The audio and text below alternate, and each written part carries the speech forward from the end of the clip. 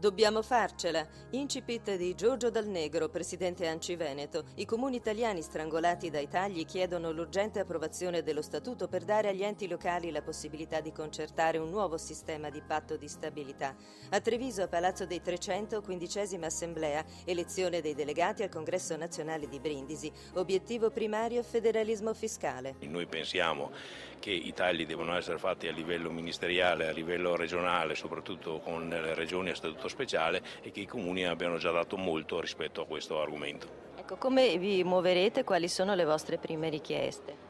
È sostanziale, quei 6 miliardi di euro tagliati ai comuni devono diventare 8-9, le regioni a statuto speciale, che hanno molti contributi anche dalle regioni a statuto ordinario, debbono dare altri 4-5 miliardi e i comuni siano lasciati in pace, visto che per esempio nel Veneto noi contribuiamo alla diminuzione del debito pubblico ogni anno nell'ordine di 60-70 milioni di euro.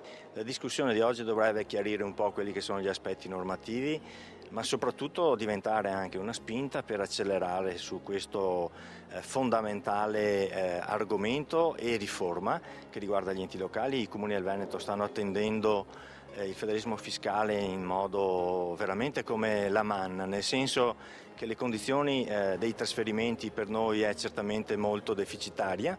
Siamo l'ultima regione per trasferimenti pro capite d'Italia. Noi crediamo molto nel lavoro coordinato dei sindaci perché siamo i rappresentanti del territorio e siamo i primi a contatto con i cittadini, quelli che possono fare da tramite tra la realtà e la politica, e quindi crediamo moltissimo in questi lavori. Una boccata d'ossigeno dovrebbe arrivare a fine ottobre, qualche decina di milioni di euro. Come Regione Veneto stiamo risparmiando sulla spesa corrente perché abbiamo molti investimenti in conto capitale che stanno orientando lì la spesa, e questo risparmio in spesa corrente genera patto, quindi noi come Veneto non ci togliamo patto dal nostro bilancio, anche perché non potremmo, abbiamo impegni che arrivano al 99,5% annuale, però questo risparmio di spesa corrente genera patto che possiamo trasmettere ai comuni. Primi cittadini, oggi l'Italia crede nei giovani. In Italia il 25% circa degli amministratori totali dei comuni è giovane, è al di sotto dei 35 anni.